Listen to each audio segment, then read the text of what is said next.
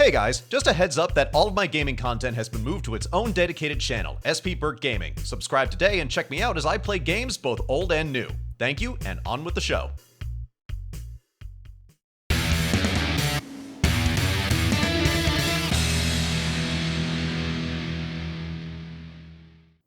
Epic rap battle on it! Yeah, you know the score by now.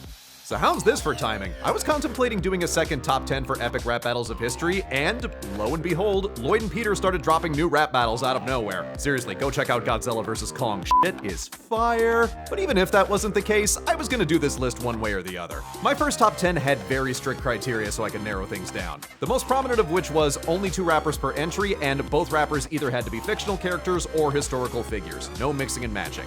I still stand by that decision, but I admit I had to make some painful cuts in the process, and I wasn't the only one who noticed. So what the heck? All bets are off. Anything goes for this one. That said, I'll still be using some of my criteria from my first video. First off, nothing from Season 7, since that's still ongoing. Other than that, I'll be judging individual battles on the quality of the lyrics, the quality of the beat, the overall quality of the production design, how well the actors portray their characters, and most importantly, how evenly matched the combatants are. Also, I wouldn't consider this list a formal top 10, in that every subsequent entry is better than the one that came before it. In my view, all of these battles are equally worthy of mention. So don't think in terms of better or worse. They're on the list, that's all that matters. And just in case anyone asks, I'm not really interested in doing a worst of list. I normally don't like to do worst lists. I like to veer on the side of positive. But if you guys are really interested, I can do a quick bottom 5. My top 5 picks for the worst epic rap battles are Sarah Palin versus Lady Gaga, Miley Cyrus versus Joan of Arc, Adam versus Eve, Genghis Khan versus the Easter Bunny. And my pick for the all-time worst epic rap battle, Bruce Banner versus Bruce Jenner. I truly don't know what they were going for here. First up, Bill Gates versus Steve Jobs.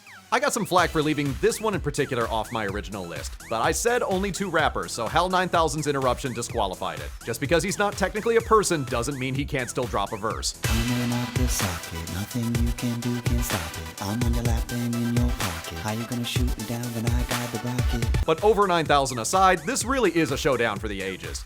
The first half goes right for the jugular, but I prefer the second half when Jobs and Gates start rapidly trading lines back and forth about their respective platforms. All the people with the power to create use an Apple, and people with jobs use PC. You know, I bet they made this beat on an Apple. Nope, Fruity Loops, PC. You will never, ever catch a virus on an Apple. Well, you can still afford a doctor if you bought a PC. But when all is said and done, Hal really does put the entire battle in perspective. The future doesn't belong to man, but machine. But not in the way we originally thought. Instead of getting killer robots, we're getting crappy AI art. I don't know which is worse. Oh, speaking of which, RoboCop versus Terminator. I'm kinda kicking myself for not putting this on my original top 10 list, or at least including it as an honorable mention. It fit all of my criteria and then some. Well, regardless, let's see if we can make up for lost time.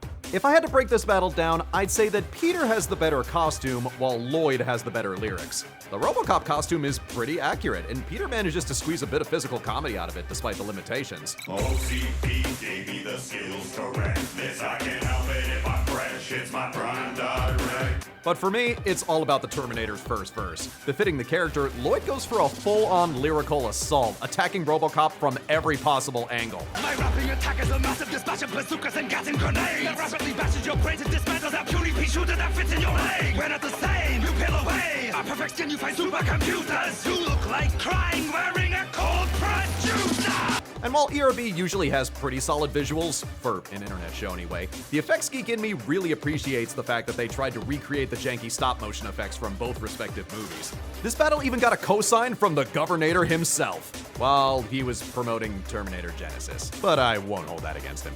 Marilyn Monroe versus Cleopatra. I really hate to say this, but the ERBs with female rappers tend to be among the weakest. There's 2 reasons for this. 1, you have a predominantly male writer's room trying to write for women. Not saying men can't write for women, but having not lived the experience, you'll always be at a disadvantage. And 2, ERB tends to hire actresses that don't embody their characters very well.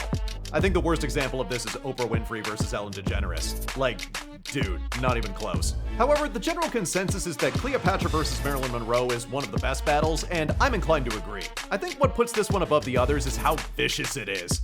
Marilyn and Cleo just go for each other's throats like you should do in a rap battle. If the boys can hit below the belt, then the girls should too. Not bad, Marilyn, but I think it's Cleo who gets the most brutal line in the battle. You still got no children after your third marriage. You lost so many babies, we should call you miscarriage. Dude, I got nothing. Go to the next one. Burger King versus Ronald McDonald.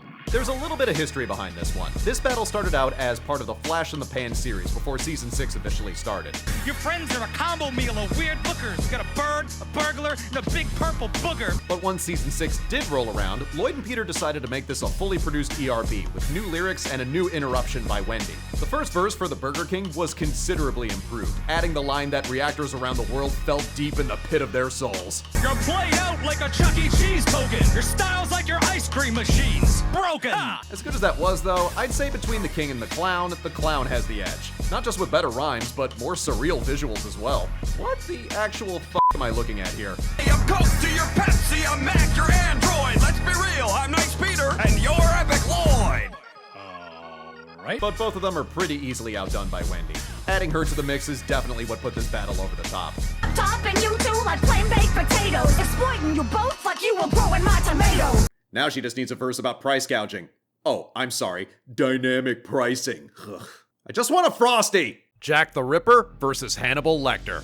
This is the one rap battle where I really chafed against my criteria for my original list. It hurt to not include this one. But damn it, I said no mixing and matching. And while Jack the Ripper was a real person, Hannibal Lecter isn't. I'm real. You'll find me making vacancies in brothels while you only exist inside the pages of enough. But seriously, this battle rules. Dan Bull makes his first appearance, and damn does he make an impression. It's no wonder he came back later for Winston Churchill versus Teddy Roosevelt. His version of the Ripper has some of the most delightfully sinister syllable delivery in any ERB. Well, an infamous, notorious delinquent. There's little more gory a thing than living in Victorian England. This is horrorcore. Beware if you're a common whore, or at late night you may find me knocking on your door. Lecter is no slouch though. Whereas Jack is boastful and bombastic, Lecter is low-key and methodical, slowly picking his opponent apart until he finally just goes for the throat. Pity your verse wasn't worth the trip in the jack. Quit jacking off in the track and put the lotion in the bath. I'd also say that Lecter has the more impressive visuals.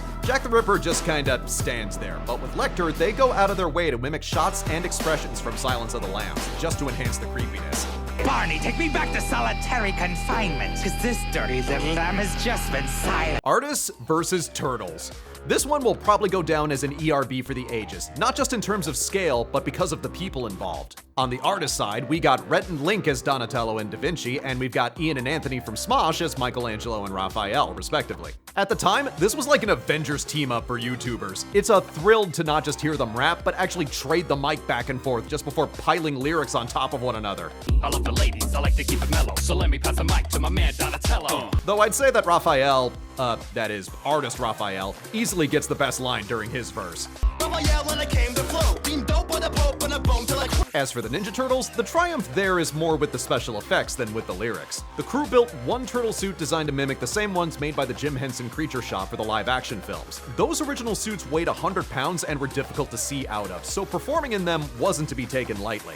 Still, Lloyd took one for the team and portrayed all 4 turtles while they're rapping, with martial artist Jin Wukoo later donning the suit to provide the fight moves. The only things that were changed out were the weapons and the mask, so the turtles could be composited together later. Even years later, it still holds up remarkably well. And even if their lyrics aren't as good, the turtles at least prove to be more familiar with their namesakes than we give them credit for. Oh hi, I'm a cool but rude guy. Put you back in school with the tip of my two sides. Donna, tell me who you are again, dude? Because I don't got him a lot of clue what you. But yeah, it's clear both the fans and the creators are still fond of this battle, and rightfully so. My only complaint, it's too short. It kind of feels like they run out of steam after everyone's first verses are done. Though the artist still managed to get this burn in. We got the talent and the line and the rhyme so sweet. We're like your NES game. Cause we can't be. As an older millennial, I felt that one in my soul. There's no joke here. Fuck that game. It does not want you to win. Ghostbusters versus Mythbusters.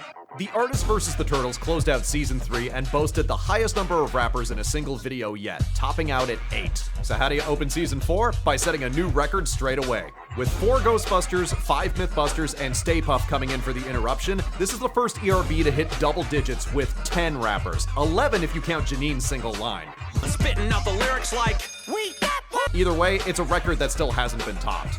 On the Ghostbusters side, we got Mark Douglas as Ray, Chris Gorbos as Venkman, and Walt Downing as Winston. All of them do pretty solid impressions, but ERB mainstay Zach Sherwin takes, well, the win for his performance as Egon. I'm serious when I say the first time I watched this, I almost didn't recognize him. I collect spores. Tell them about the twink. Like your show, it's all fluff and filler. I'll kick your hiney, man.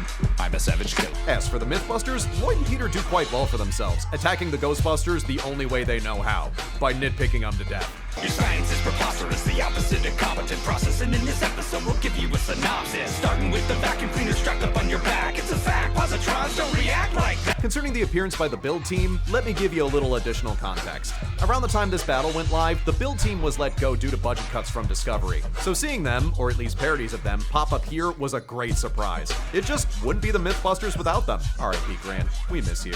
And having Stay Puft styled after Biggie Smalls was a really clever choice. Whether you consider him the best rapper or not, he certainly has my favorite line in the entire battle. Live so large you can't hog the mellow. Just one step to be out the ghetto. Zeus versus Thor. Pretty straightforward concept, right? Two thunder gods from different mythologies going up against each other. But what makes this battle special is the execution. Rather than using costumes and green screens like they normally do, ERB opted to have this battle animated in stop motion with Lego, directed by Forrest Whaley of the channel Forest Fire 101. Aside from minor compositing with the backgrounds, Forrest and his team animated everything by hand. And because they were going the extra mile with the production, I feel like Lloyd and Peter decided to step up in response. Blow for blow, this is one of the most evenly matched rap battles in the entire series.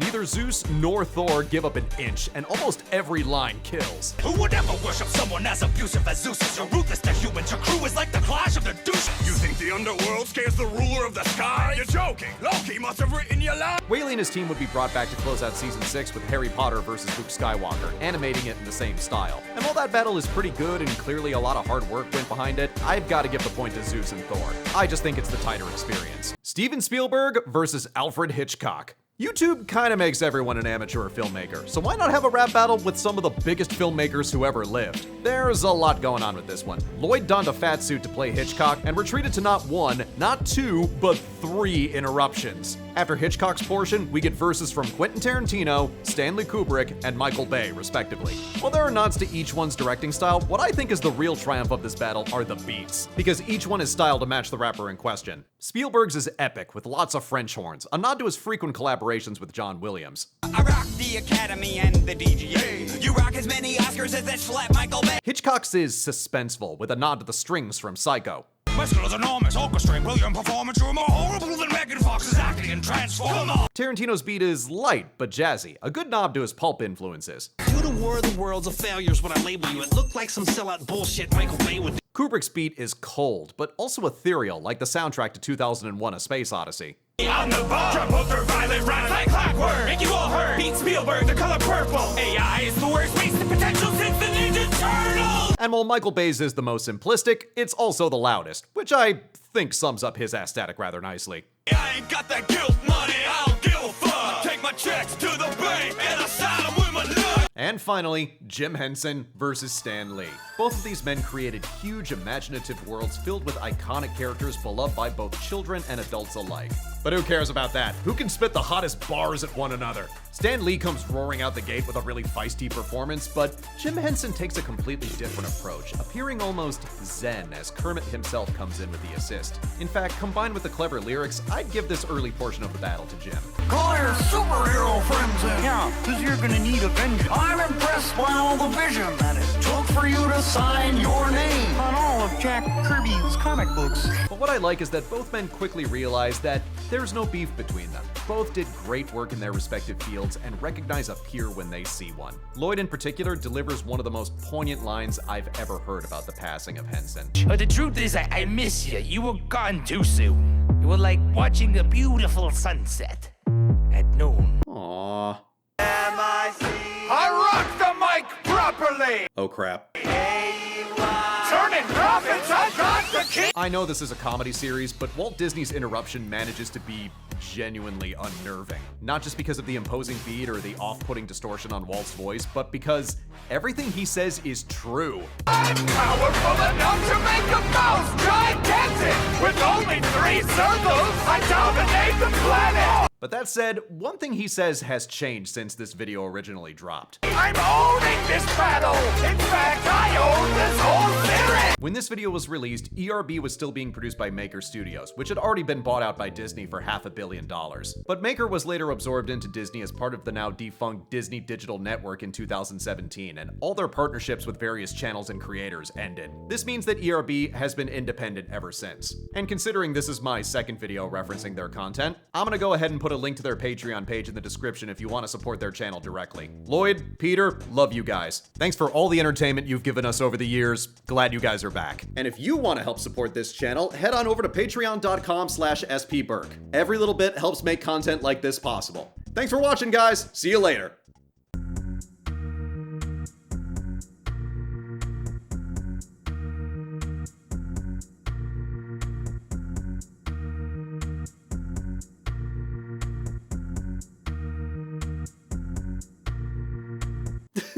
What the fuck am I wearing? I'm 39, for God's sake. I'm just sitting here with the microphone like, how do you do, fellow kids?